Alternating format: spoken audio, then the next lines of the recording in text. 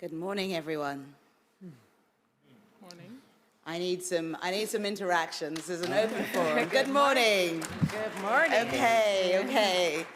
Welcome. Thank you all for coming, and welcome to Sustainably Served. We're going to spend the next hour or so talking about the intersections between food, nature, and health.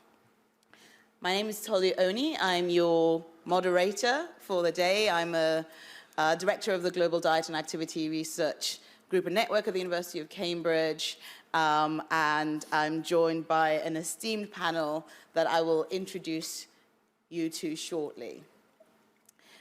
So we're talking about the intersection between these three components. How many of us had breakfast this morning? How many of, okay, the rest of you should. How many of us, whilst we were having breakfast this morning, thought about where the food came from? Yeah, it was very early. How many of us thought about the potential imprint on nature of the food we're eating? How many of us wondered about access to the foods we were eating and whether the access was equally distributed globally? Wow, you both have really intense breakfasts. This week. How many of you, lastly, thought about health? Were you eating, thinking about this is, how many of you thought that you were taking medicine? How many of you thought you was just, I'm just starving because I haven't eaten very much since I got here? Because food is medicine, isn't it? And we often forget that. Food is really critical, is medicine for us, but it's also, it's natural medicine that we rely on the planet to provide us with, but we take it for granted. And we take for granted the medicinal qualities of health, and we take for granted the sustainability dimension and the importance of ensuring we're in fine balance with nature. And when we talk about food systems, we often think about, when we talk about food, we often think about individuals, right? What did you eat, like I started with? But we often forget the entire system, right? So we can think about the entire system as going from the food upstream, so there's kind of the supply chain, the production, the processing, right through to the food environment in terms of who has access to affordability, into individual behavior, you know, what you eat and your choices, but also consumer consumer preferences, so aspects of how you prepare food, what the social-cultural dimensions are. In this panel today, I'm going to try to keep us upstream, because often we talk about individual level, what you should eat, or, you know, which is really critical, but often we neglect the more structural aspects of how food is produced, how it is accessed, how it is processed. So we're going to tend upstream today. Is that okay with you? Oh, well, it better be. I'm joined today by four esteemed panelists. In the order that you are seated. First, we have Anysie Ishimwe, who is the Rwanda country lead for the African Food Fellowship and a global shaper of the Kigali hub in Rwanda.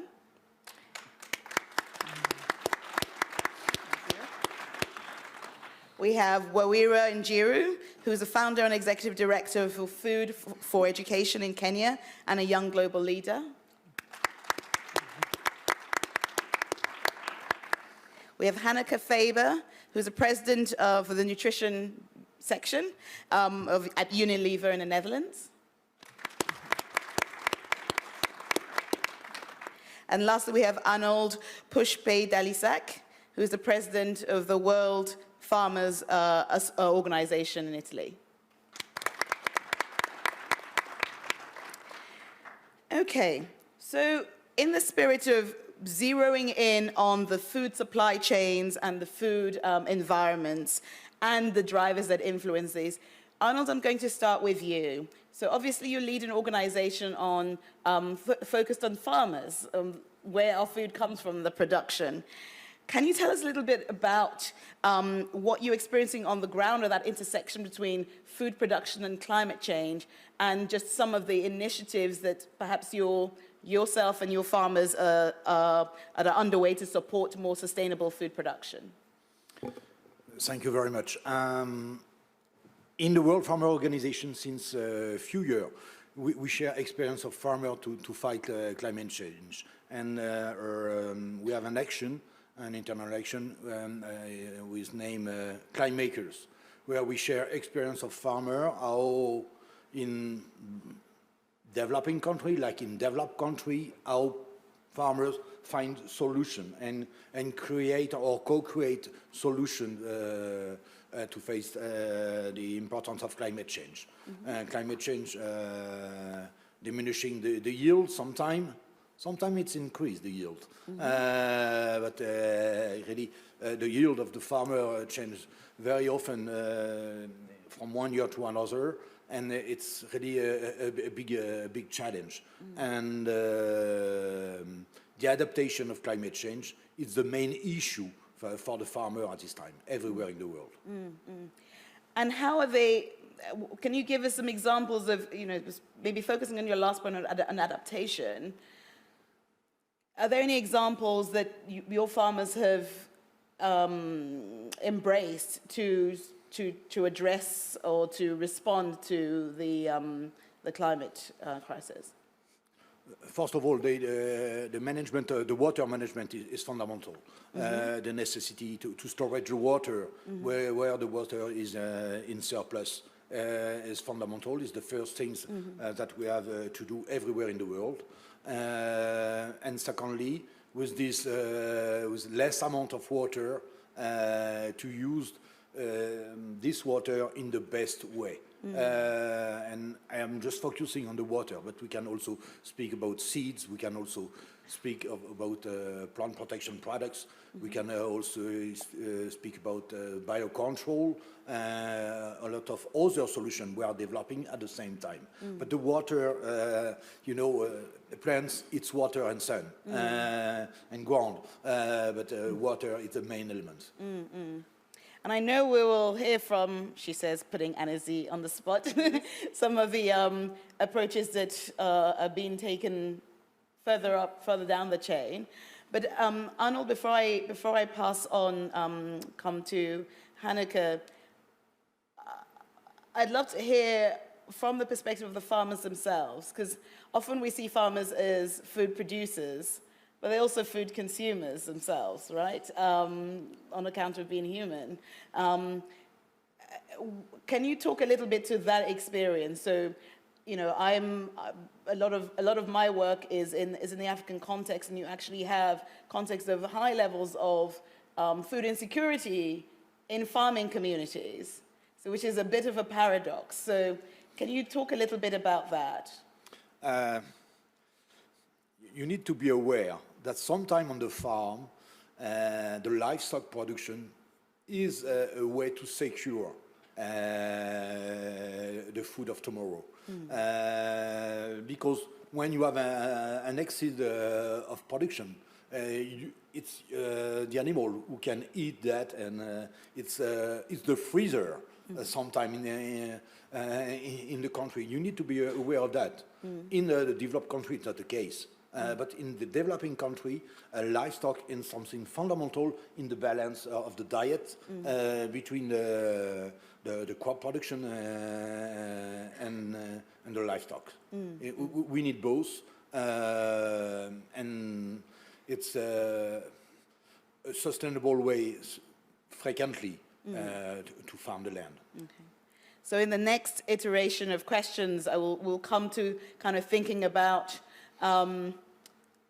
tackling some of the challenges that the farmers face, and who do you think, thinking about integrated governance. So who are the people that should be better engaged in to be part of the solution?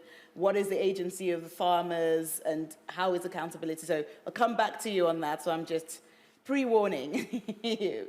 Okay, Hanneke, so we've come from food production to more food processing and a bit further down the supply chain.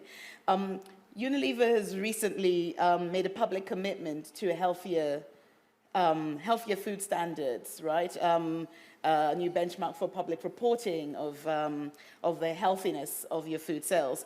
Can you tell us a little bit about, what drove that? Because obviously Unilever is a significant global company, and how you envisage this initiative impacting the food system. Yeah, maybe one step back, and I'll get to that. But hopefully people know Unilever. We make lots of food products, from Hellmann's to Knorr to Ben & Jerry's to Magnum. We're in 190 countries. So we have a responsibility in that screwed up food system to make a change, because the food system is truly broken. 1 billion people are hungry, 2 billion people are overweight or obese. 1/3 of all food never makes it to our mouth. We grow it, but it's wasted or thrown away.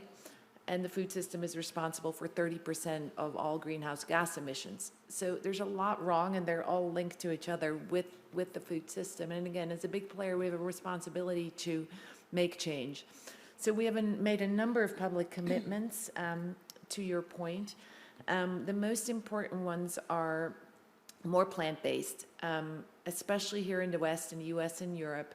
What would really help in terms of emissions is we don't have to all become vegans, but if we ate less meat and more plants, that's good for our health, and it's very good for the planet's health. So we've committed to €1 billion in plant-based sales by 2025, and we do that through more niche brands like the Vegetarian Butcher, which is plant-based meat, but very much also through our big brands. So dairy-free Ben & Jerry's, vegan Magnum, because we have to make it easy for consumers to switch away from animals at times. And a vegan Magnum is a delicious thing, so you don't have to change your habits, it's still fun. So plant-based is one that's really important. Second one is less food waste. No one wakes up in the morning and says, let me throw a bunch of food away. But yet, altogether, we throw away 1/3 of all the food that is produced by farmers like Arnold. So our big global Hellmann's brand spends its entire marketing budget on a campaign called Make Taste, Not Waste. So it's educational, but it's also fun. We'll be on the Super Bowl in a few weeks in the US with that campaign, really educating consumers. And we're seeing that that works. In fact, consumers who've been exposed to the campaign throw 30% less away than before. So that's exciting. A third commitment is in regenerative agriculture, which is super important, supporting farmers to move to the habits that Arnold was just talking about, supporting them financially, especially, and I'm sure we'll come back to that. And finally, to your point, we have a commitment for less salt, less sugar, and less calories in our products. And we are really transparent on that, on our portfolio. Yeah, ice cream is never going to be a health food. We're the biggest ice cream seller in the world. But we do need to be transparent about how many calories are in that Magnum, and everything in moderation. So a mini Magnum is better than a full-size Magnum. We realize that. And we're now reporting, we're the only food company in the world that's reporting against 6 local nutrient schemes. So not just the UK scheme, HFSS, we report against that. Not just the European scheme, Nutri-Score, we report against that. Not just the Australian scheme, not just the Chilean scheme, we report against all of those. That transparency, I think, is needed for consumers, but also for producers like ourselves to get better, because we do have to get better. So there you go. I think that's a really formidable task. There's a lot to do. Yeah. And again, we'll come back in the next round in terms of, because there's a lot to do, and there's actually urgency in doing this. So in the next kind of round of questions, we'll kind of come to how do we accelerate this and what the issues are.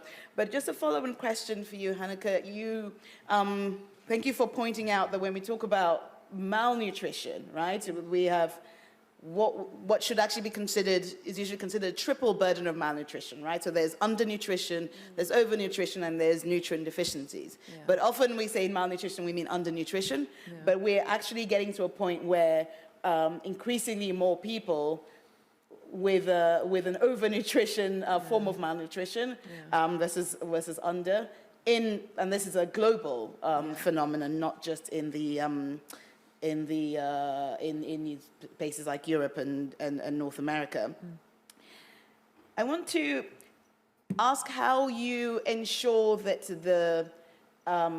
your implementation of these commitments are sensitive to where these places are. So one of the things that strikes me in work I do, I get very frustrated because things don't happen fast enough so a lot of my work is in African cities, for example. We have a very young population, the youngest continent, average age of 19, or median age of 19, where you have actually a low baseline of obesity and overweight, but a rapidly growing one.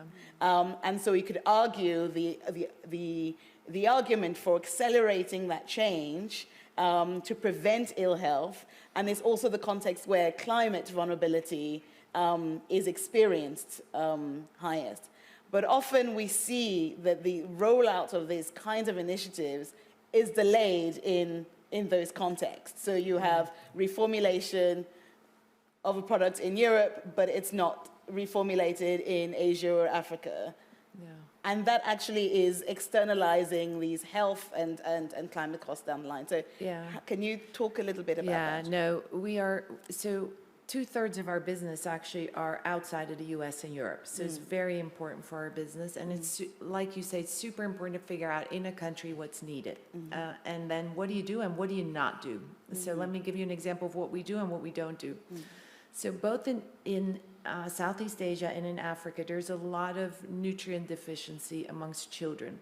Children don't get, so in a country like Indonesia, children don't get enough iron and iodine, and therefore they don't reach their growth potential. This is not an issue we worry about in Switzerland, but it's a huge issue in Indonesia and also in Africa. So with our Knorr brand, which makes bouillon stocks, the Knorr brand is in 90% of Indonesian households and in 80% of African households in most countries. We have in the last 4 years started to add iron and iodine to those stocks because it's an everyday product that most kids get. So when you add those nutrients to those everyday products, you actually make a real impact on public health. And you can reduce those stunted growth levels very significantly. So that's what we do in those markets. Then this is a little sensitive, but what we don't do, I am not in a rush to introduce our ice cream portfolio into Africa.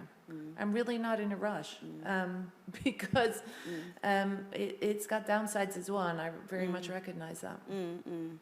I mean, what I was thinking about is something like hypertension and high blood pressure and the salt, so it was remarkable when you said, aiming for less sugar, less salt. Yes. We're seeing high blood pressure as a significant driver, increase in heart disease and in strokes, and we're seeing that on a rise in globally in the majority world. And globally we're reducing salt between 10 and 15% every year across our portfolio. And as you say, it is super important that we do that everywhere. That can't just be in Europe. That has to be done everywhere, and we do it everywhere. And of course, as a scientist, I want to say that the impact has to be measured. So we do. I always say, we think health trickles down from good intentions, and it doesn't, right? So it's really critical to. So again, thinking about partnerships, and we'll come back to that in the next round. Absolutely. Before I go on to Wawira, I should mention that we will be taking questions from you, so don't leave us hanging. So think about your questions in 15 minutes or so. Actually, before we do, any single burning question now for so far? Let's just shake things up a little bit. Yes, okay. If you hold on a second, we'll just get a mic to you. Just put your hand up so we can see who you are. Yeah, thank you. Thank you. Is there also a commitment on the part of Unilever for reducing packaging, plastic waste, all of that? Because, you know, the last COP pointed out that Danone and some others, you know, Pepsi and Coke are possibly the biggest polluters in the world because of the plastics that they kind of work on. So. Yeah. Okay. And there was one other hand that went up quickly. It was over there. I don't want to, hang on a second. I just want to make sure I don't have a visual bias of looking in the same row. Okay. Yeah. No, absolutely. And sorry, hang on, Hanneke. Oh, sorry. We just take the second question. oh, sorry. Thank you. I was wondering if the business model of Unilever and Nestlé and the other big companies as well, industrialized, centralized, and unhealthy food. I mean, it's nice to have a vegan Magnum, but it's better having an apple. If it is, let's say, incompatible with a sustainable food system, because, I mean, we can learn from Italy, from the slow food movement, for example, decentralized, regional, and not industrialized food. So is it maybe that it's better to stay away from Unilever products? Yeah. All right, I definitely want to react to that. On plastic, very important. I couldn't go through all our commitments here, but we absolutely have a commitment by 2025 for our packaging, for 100% of our packaging across our portfolio to be recyclable, for 25% to be made from recycled plastic, and for a 50% virgin plastic reduction. We are well on our way to do it. That said, plastic remains a problem. Plastic recycling infrastructure remains a problem in much of the world. So we also have a job to do to work with governments to make sure that that recyclable packaging actually gets recycled. So still a lot of work to do in that space and an important step to net zero. You know, should we all eat apples only? Absolutely. If we could, we probably should. But I have a big but with that. So a brand like Knorr, which is seasonings, bouillons, things that make fresh food actually tastier, a little easier, are really important for consumers because many young consumers want to eat healthier, they want to eat more fresh food, but they don't really know how. Cooking is not taught anymore. It is very important that we help them with the condiments and things that go with those fresh products. So there is definitely a role for that. Second, does all food need to be local? It's really important that we realize it's much more important what we eat than where it comes from. A banana from Panama, the CO2 footprint of that banana from Panama in Switzerland is infinitely smaller than a steak from here in Graubünden. So what you eat is very much more important. So, and finally, I think everything in moderation. Should we only eat apples? Life would be a little boring if we only eat apples. So you should not eat a Magnum every day, but there is a role for a Magnum every once in a while. Yes, we all, yes. Yeah. Okay, so we've come from food production, further down the supply chain, thinking about the processing and the kind of more retail side of things.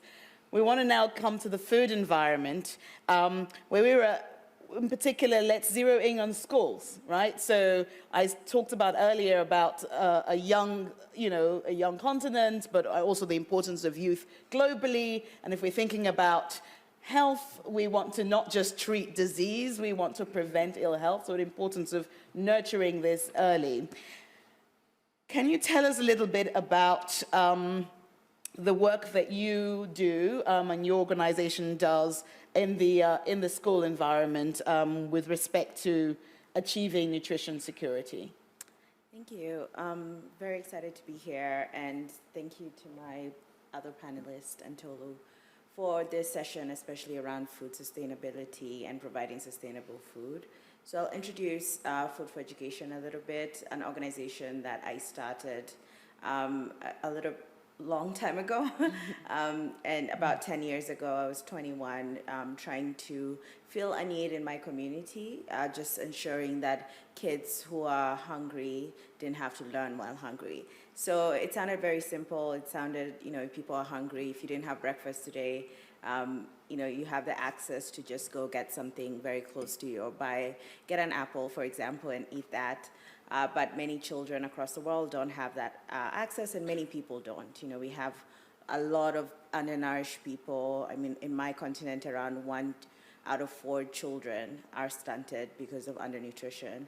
And so I wanted to respond to that as a nutritionist and as a food scientist. And so what we're doing essentially is working on the supply chain. So we started off by cooking food and then distributing it to schools, and then realized that we needed to use technology to distribute the food, to build systems, because the systems did not exist for logistics and for food distribution.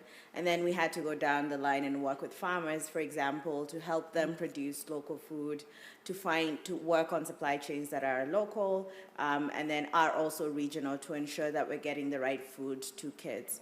So we're providing plant-based meals, high protein, so ensuring that kids are getting the right content of beans, lentils, all this fresh, nutritious food, so that they're able to get, what they need to eat. Right now, we're providing around 2 million meals every single month to ensure that kids are staying in school to learn.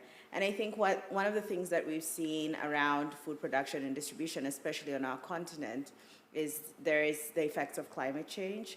And seeing how much that has affected food production. And so we started off with just like, if you cook food, you can, you'll distribute, and we just need to work on the cooking. So large kitchens, sort of industrialized kitchens, very, good technology for cooking and then distributing. And then you realize that the farmers also need support to produce the food that comes to the kitchen.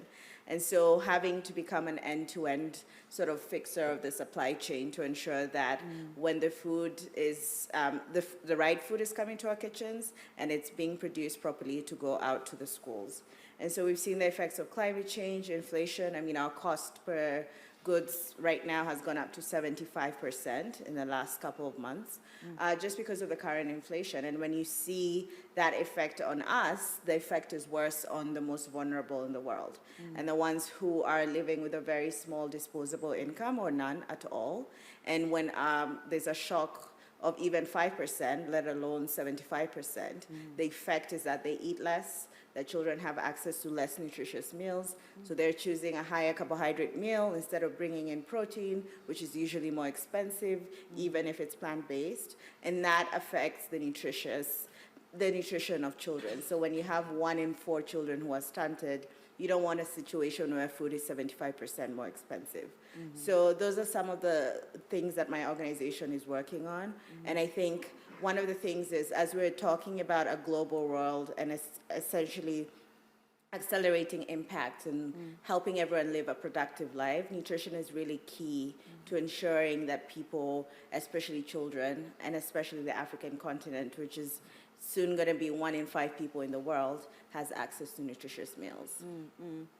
That's really, really formidable, kind of pulling in not just the food environment, but recognizing that you have to play in the food system, right? So from the supply chain and the production and the kind of wholesale production, but and household production right through to the food environment. In many contexts, we're seeing this simultaneous this simultaneous triple burden.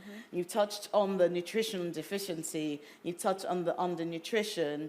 We also know that from, kind of epidemiologically, right, your risk of obesity and your risk of cardiovascular disease is higher if you had experienced childhood stunting or childhood underweight. But we're also seeing in many, particularly in the kind of more urban context and with changing food environments, a rapid rise in overnutrition as a kind of form of malnutrition, including rising childhood obesity happening at the same time.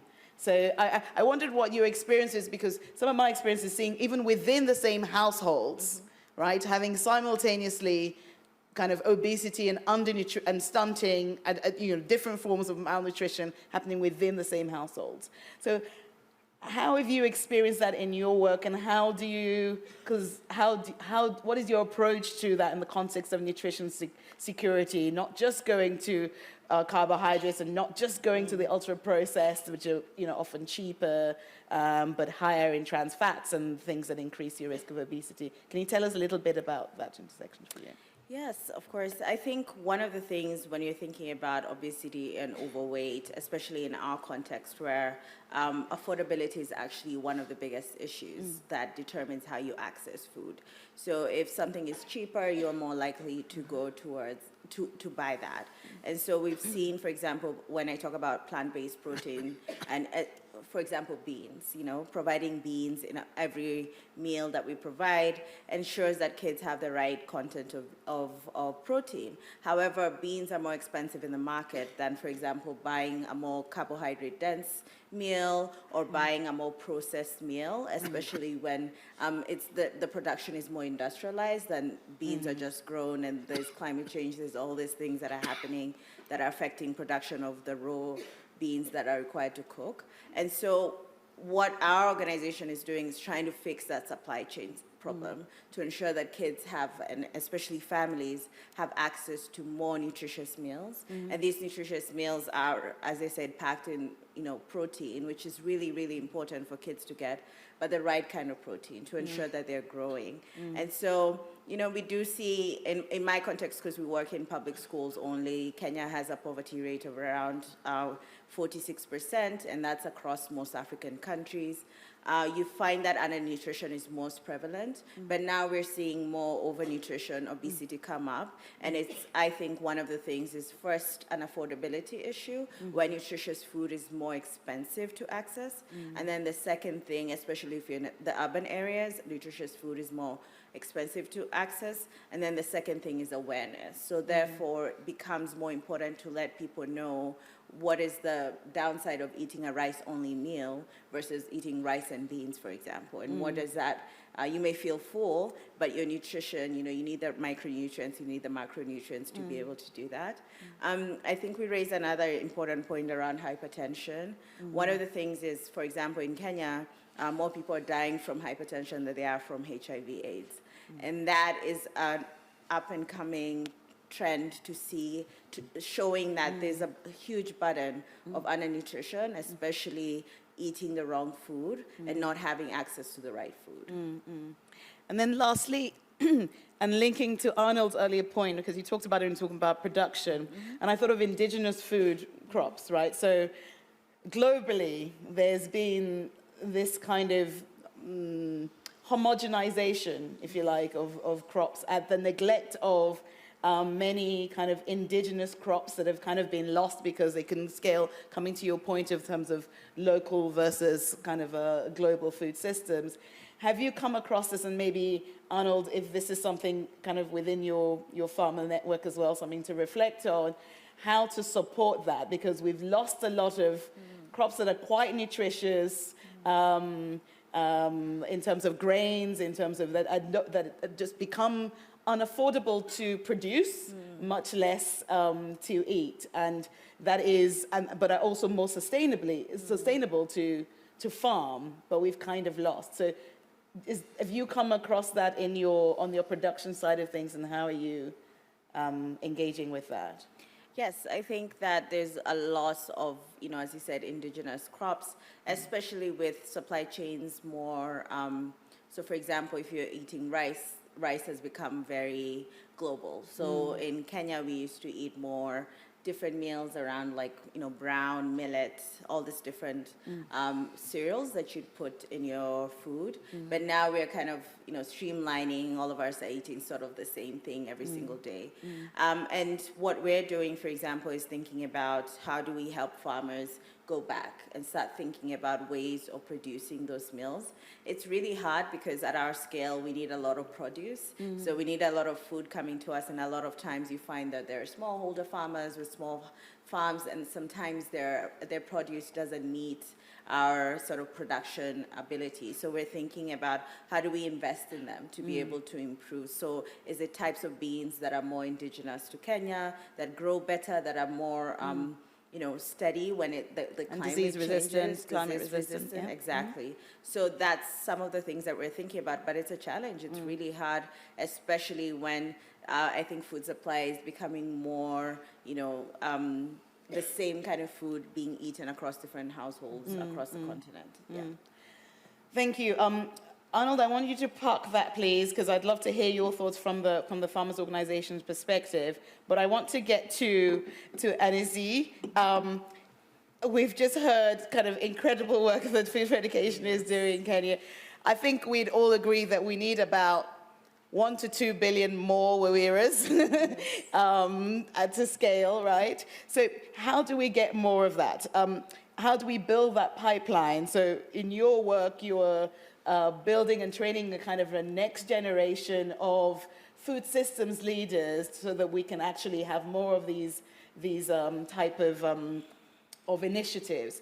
Can you tell us a little bit about the fellowship that you run, and maybe speaking about if you have an example around, say, supporting of indigenous crops or any other aspects of the food system dimensions that we mentioned, maybe just tell us a little bit about the kinds of initiatives that you are supporting.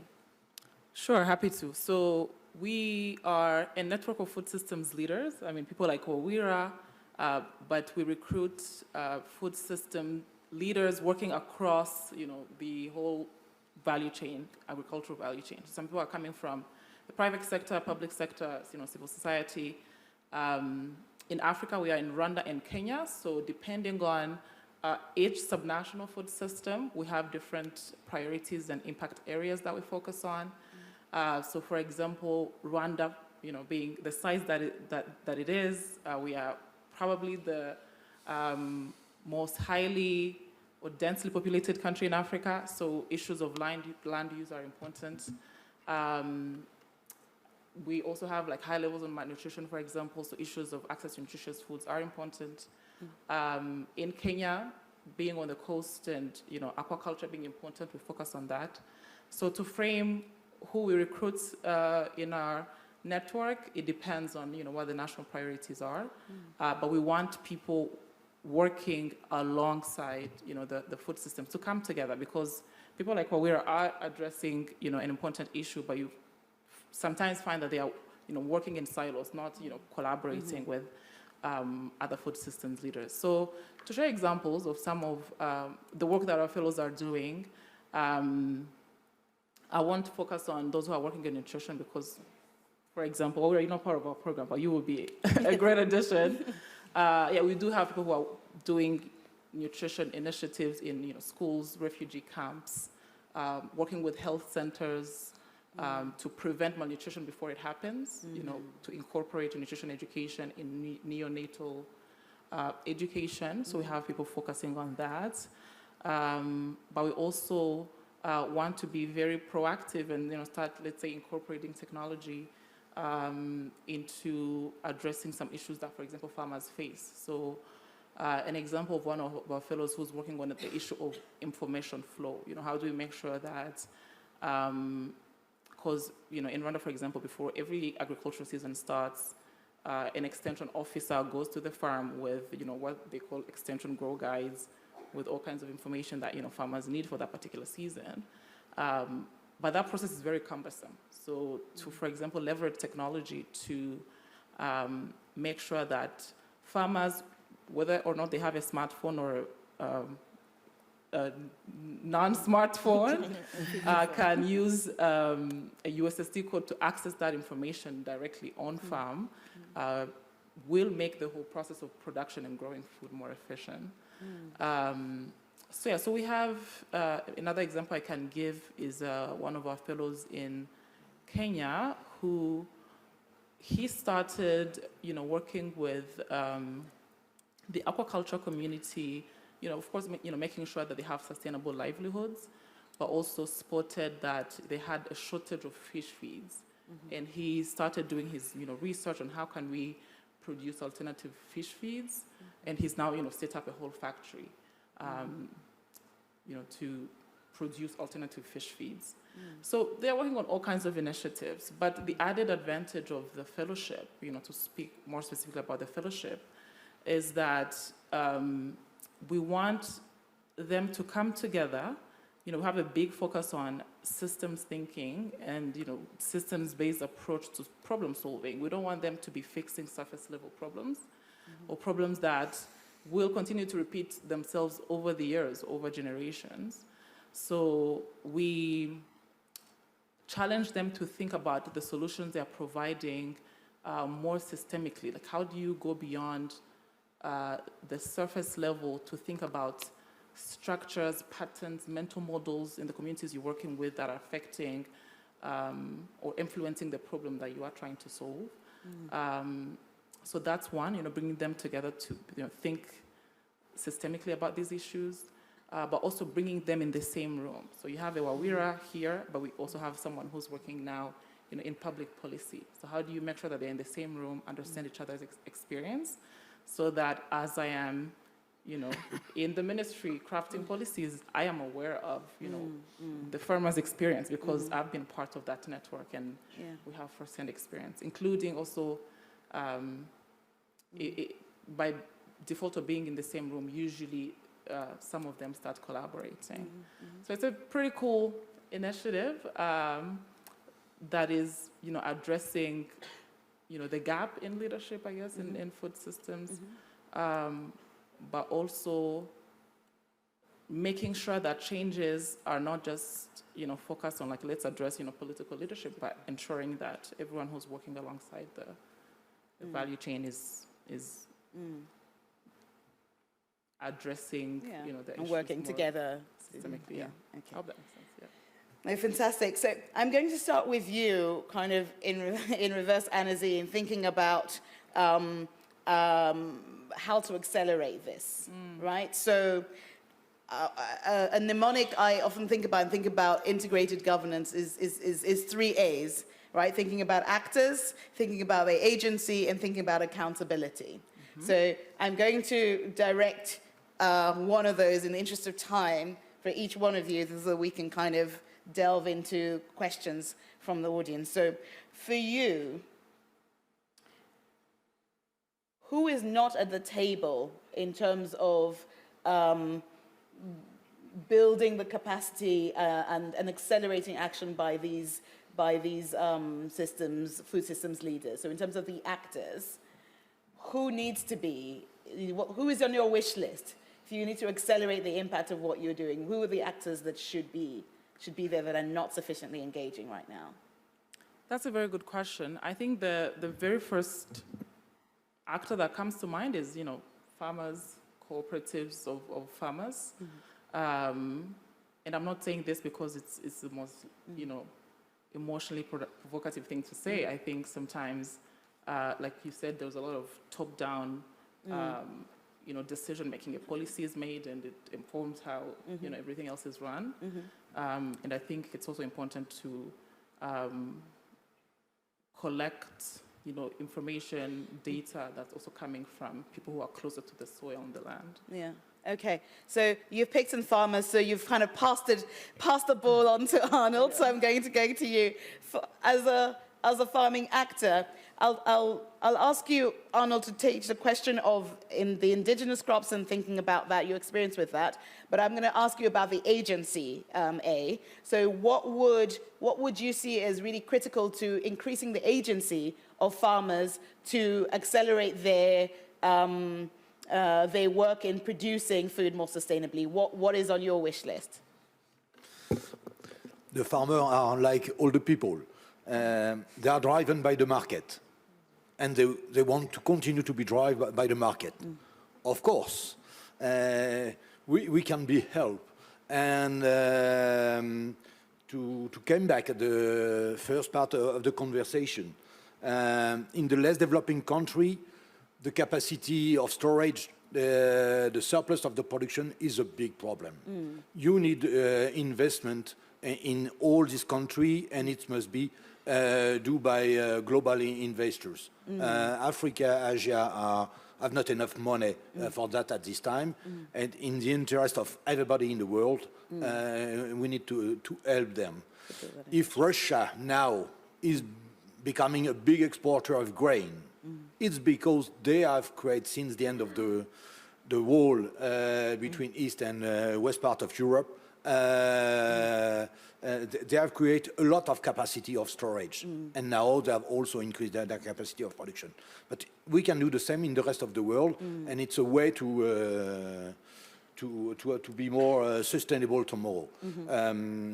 Secondly, I think the labeling on the market is something fundamental. We can have a short trade, but long value chain also. But the labeling, it's the way to give value to the producer from where they come from the world. And it's something important. Of course, the brand of Unilever drive the market, and the people trust in their brand. But they can also, and they need to trust in the producer.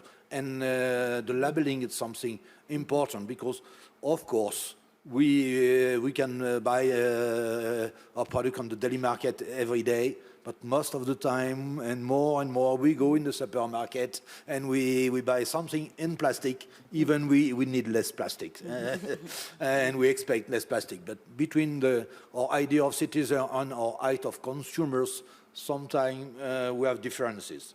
I want also to come back at the beginning of the speech.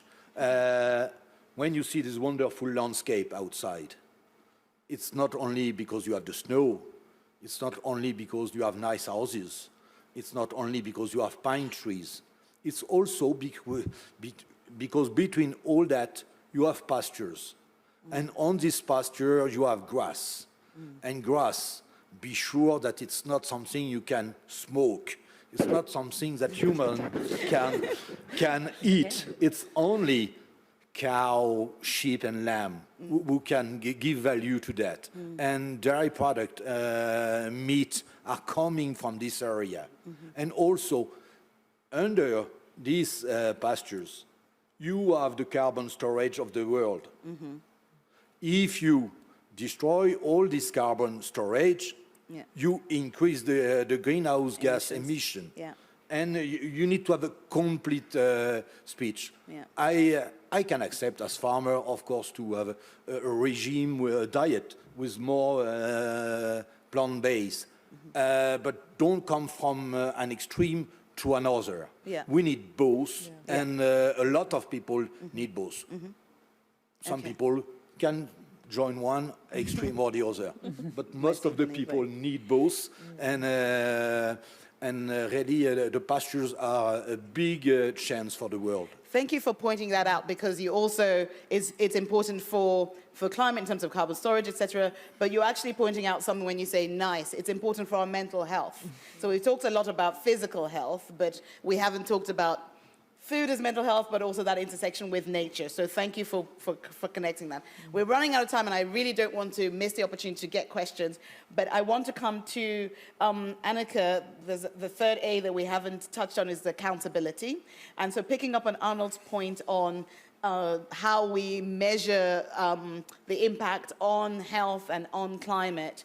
In the climate conversation, there's been a lot of conversation about the indicators for how we measure ESG and that sort of thing. So in your initiative, for example, how are you ensuring, or what can be done to accelerate the impact through measuring the indicators that you use to assess the impact of that initiative, both on health and on climate? What would accelerate that? No, I think it's very important for our industry, for companies in our industry, to have public quantitative commitments, just like we do on our profit and loss, on net zero, on plant-based, on food waste reduction, on regenerative agriculture, on plastic reduction. And have those indicators kind of aligned and globally? And on nutrition. Well, I think each company will have their own commitments and goals because we all have different start points. But then it's also important, you know, it's very nice to say I'm net zero by 2040, but what are you going to do this year? And so at Unilever, we're very clear on where we need to be in the long term, but we also have our goals for the short term. Those are audited by actual, you know, the Deloittes and the EYs of this world to make sure we're not greenwashing. And those also come back in our rewards. So if I don't meet my financial goals, I get rewarded less. But if I don't meet my food waste goals or my plastic reduction goals, I also get rewarded less. And that is also really important. So that's where accountability sits. Yeah. And I want to bring that accountability to you as well, Wawira, and kind of thinking about the work that you do because you're working across the food system.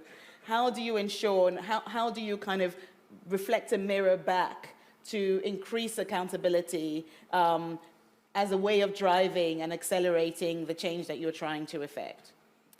Yes, I think accountability is really important, and one of the things that we're driving that is ensuring that you know, we're committed to, for example, meals that are plant-based, to ensure that, you know, you're providing nutritious meals, high in protein, so ensuring that they're high in protein for kids to have the right nutrition, but also that the systems that we're building, for example, the kind of kitchen equipment that we use is not harming the environment by preparing a lot of meals and then, you know, polluting the environment. So making sure that we remain accountable, but also building the supply chain systems that not only benefit us, that benefit the entire ecosystem. Yeah. Great, thank you. Okay, your turn. You were so off the mark. You're obviously first. If you're smart, you'd do the same thing so you can catch my eye while he's talking. So first mic here, please. And then have the other mic over there. Thank you. And then the next 3 and 4 questions are coming from women, so get ready. Okay, thank you. My name is Firas Shamsan. I'm from Yemen. I'm a journalist and writer. I live here in Switzerland as a guest writer. I have 2 questions. It's linked with the situation. You know, now Yemen is facing one of the worst hunger situation made by human. In this is you have to focus on. And I want to give my question based on the vegetarian things, because I'm vegetarian and moved to vegetarian, and this is really great for the production and for you as a question. My first question is about when we want to stop, that's the hunger situation, and we want to push people that's to go through vegetarian way. It's not just a diet. I'm fat after I become vegetarian, I become more fat. But I get more healthy. For 6 years, I was working in a steak. You know, like, it's have a lot of benefits. But when we want to share this situation and we want to share the production, like when I want to go and buy products like vegetarian and vegan, the prices is really, like when I try to talk with the people, try this planet-based, right? And they will say, oh, it's so expensive. Imagine when I go to the Arabs, where they totally get crazy about, oh, you don't eat meat and stuff like that. So the part of pricing, how to support more people to be in vegetarian industry. And the second part about Yemen and your project of food for education. Did you go outside to the region where it's just Yemen, Iraq, and Syria, where there is a big conflict, and many of children, they don't have a good access to food, and they start to work. Okay. So this is, okay. Thank you very much. Thank you. We'll take the second question. If you can be brief with your question, please. And I need to see the women 3 and 4 as the second question is happening. So my name's Jacob. I'm from America. I wanted to ask a question about food production. Last year, the Dutch government announced harsh restrictions on the use of nitrogen fertilizers. Such restrictions forced many farmers to put much of their land out of production, and this Dutch policy led to over 30,000 Dutch farmers protesting these government policies. And this was also done at a time when food production was already being severely curtailed in Ukraine because of the war. So my questions are, 1, does the panel support similar policies being implemented throughout the world? Did you support the Dutch farmers who were protesting? And do not such strict policies leading to reduced food production ultimately harm the poorest people of the world and exacerbate the problem of malnutrition? Thank you for that question, because there's the tensions between health and climate is really critical. Do we have questions 3 and 4? Okay, question 3 here. I want to take all 4 questions, so then we come back. Question 3? Where's question 4? Question 4 here. Hello, I'm Melinda Miklos, and I would like to ask Wawira, I hope I pronounce your name well. You do a wonderful work, and I wonder, how can you make it happen? Do you have investors or supporters, or is it more like a charitable work? And how do you see the potential role of investors, especially in the food scene of African countries? Okay, and then the 4th question, and then we come to the panel. Hello, hi, Fiona from Lagos, Nigeria. I'm with Business Inside Africa. You know, in the African landscape, we discuss also today the price sensitivity of consumers. And I think it was Hanneke who mentioned about fortification in some staple foods to kind of address some of the malnutrition issues. But with that price sensitivity, even 5 cents more on a staple food could still be preventative to keep some of those goods out of the hands of the people they're intended for. So what can we do to improve maybe the education of consumers towards this? Yeah, how do we fix that? Okay, so to the panelists, a couple of questions related to pricing and man-madeness of food insecurity, question around policy, and also the tension between health and climate in terms of interventions, funding and financing of these kinds of actions. The floor is yours. Who would like to go first? Let's have some chaos. I want to answer for the Dutch. I am not Dutch. But you must know that Netherlands is the first exporter in the world, the first food exporter in the world. Second, just behind USA. Yeah. But they and something new this last 15 years. It's really a country who earn a lot of money, and a part of the economy of the country is based on that. They have a problem with nitrogen, and they have a few years for changing their model. That's why the farmer, like another worker, defend their interest, because they don't know what is the issue, what can be the exit, the end of the trouble, and they defend their interest. And of course, it's a Dutch problem, but I am not sure their diet or their products are not healthy. They have concentrate on a smaller area, maybe too much production. It's the problem.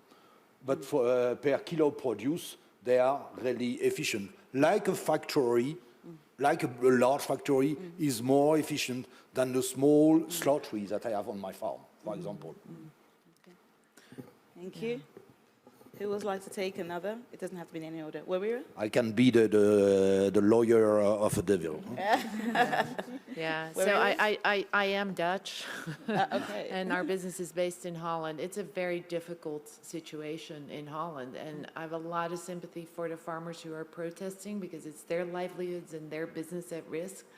But I also have a lot of sympathy for what the government is trying to do, because the nitrogen emissions are way too high on a very, Holland is the size of Rhode Island, but it's the world's 2nd biggest exporter of food. So very high emissions and very fast deteriorating soil health. So if we do nothing, in 5 years, we have a huge problem. So something needs to be done. We need to support the farmers in the transition and work with farmers to get their ideas on how we best transition to a more sustainable system. But it's a very Dutch problem. I don't think you have to worry that those same solutions will have to go somewhere else. But to be continued on that. 2 questions on pricing, which are great questions. Plant-based eating tends to be more expensive, and then fortification can be more expensive. All I'd say is that at Unilever, I'm trying my darn best to make sure that plant-based eating is the same price or maybe even cheaper than animal-based eating. And the same goes for fortification. And I'm proud to say that where we are fortifying, and again, especially in Southeast Asia, Indonesia with Knorr and Royco, Knorr in Africa, we have been able to do that without charging more for those fortified staple products. Thank you. Wawira? Yeah, so so Food for Education in Yemen, we are not in Yemen, and I think one of the great organizations that we have the privilege of learning from and working with is the World Food Program, who are providing humanitarian assistance. So we don't work in humanitarian assistance. We work more in streamlining, kind of building government systems and supply chain systems to provide school meals every single day. Around how we are resourced, so we have a cost share model, so we lower the cost of the meals so that the parents can contribute for the meals a very small amount, something that they would not be able to purchase a meal anywhere in Kenya, so we essentially provide the cheapest meal in Kenya, well-nourished, nutritious meal, and use all the technology to ensure that that happens. So we're resourced through half is contributed by the parents, and then the other half is contributed by philanthropy. And right now, working with government to be able to increase their allocation for school meals, and we're seeing really good progress with that.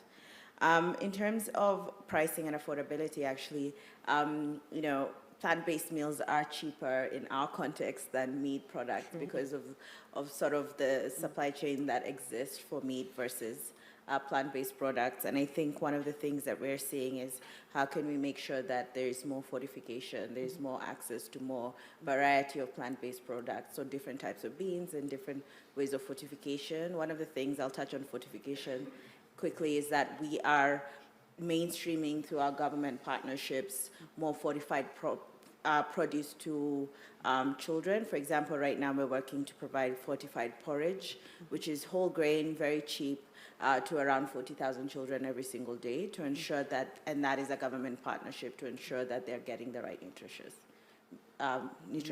Yeah, thank you. Anysie, take us home. I won't take you home, but I have a question for Wawira.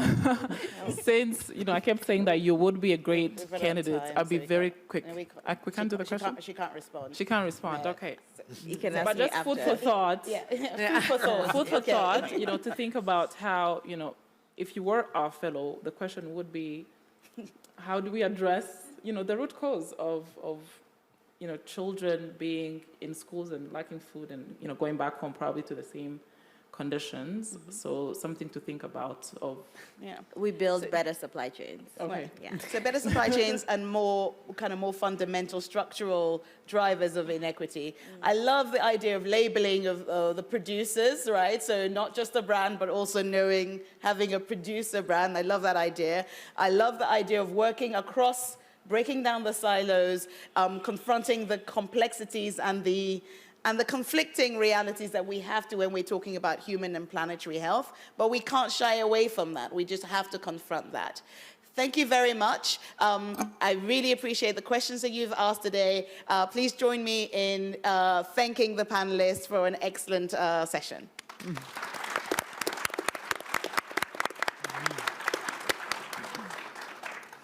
Great.